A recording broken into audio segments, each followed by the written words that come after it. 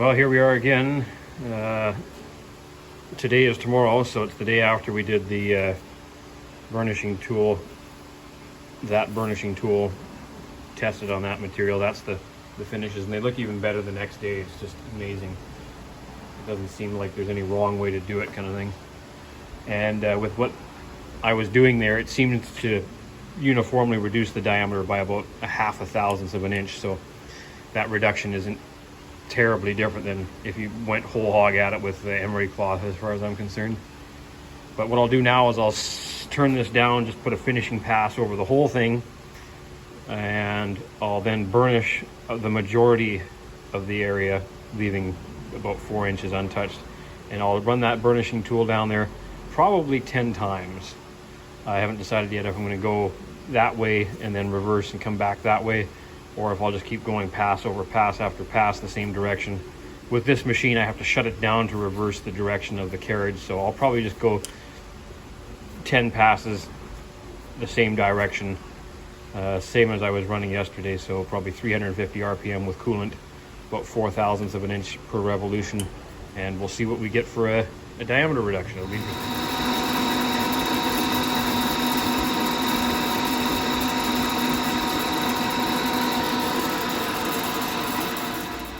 Okay, the finishing pass is on. It's nothing to write home about. That's the premium insert at about 0.0066 of an inch per revolution. So 6.6 thousandths of an inch per revolution, 350 RPM. It's way too slow for that insert. If we were to run it at that same parameter and up at around 700 or 1100 RPM, it would start to get pretty shiny, but I'm specifically running it slow, and you know, it's a nice uniform finish, but it is nowhere, it's not shiny or glossy, and there's lots of that typical sort of 1045 nasty in there. Anyway, that doesn't matter. Now we're going to set it up same speed, 350 RPM, but we're going to drop it down to, I think, 4 thousandths of an inch per revolution, and then we're going to run that burnishing tool a whole bunch of times down there, and then see what happens with the reduction in diameter from doing that. Okay, 1 pass down, 9 more to go. Pass number 2. Pass number 3 just completed. There is pass number 4 complete. 5, and that's the finish of the 6th pass.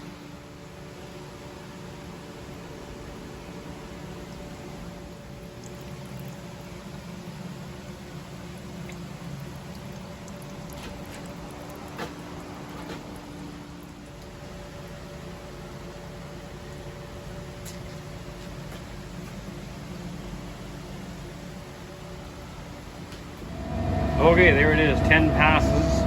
Each pass I would come back to this end, I'd touch off with the ball, I'd zero out the DRO, and then I'd move in the requisite 7.5 thou on the radius, and I did that operation 10 times.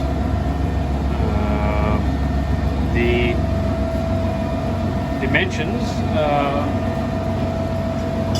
don't seem to change after the first pass, and this seemed to have reduced only about 0.2 of a thousandths on the diameter, so not even a 1/2 thou.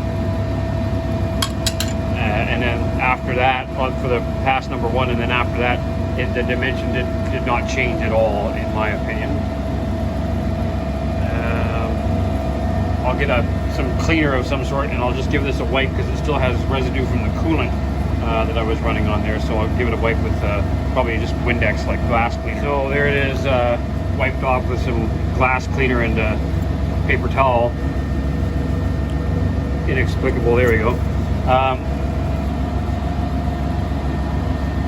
Pretty shiny. I don't think you have to do 10 passes. I think you could do 1 or 2, and then hit it with some Scotch-Brite for only a few seconds, and it shines up real nice. This was just done to see how much the dimension would change with a whole bunch of successive passes, and I don't think it changes at all. I think it changes at that first pass, maybe a whiff at the second pass, depending on how you're pushing, and then after that, that's it. It's pretty much the Rock of Gibraltar, unless you start really hard, pushing in hard on it, which I have not tried. Maybe I'll do that later in a future video, but I'll probably just hit this with about 30 seconds worth of Scotch-Brite, and then I'll show you it again. And there we are, 30 seconds worth of Scotch-Brite on there, and it's pretty dang shiny, but I'll bet you could get there with 1 or 2 passes in the Scotch-Brite and you'd be there as well. Again, it's just out of pure curiosity and silliness that I did 10 passes on there.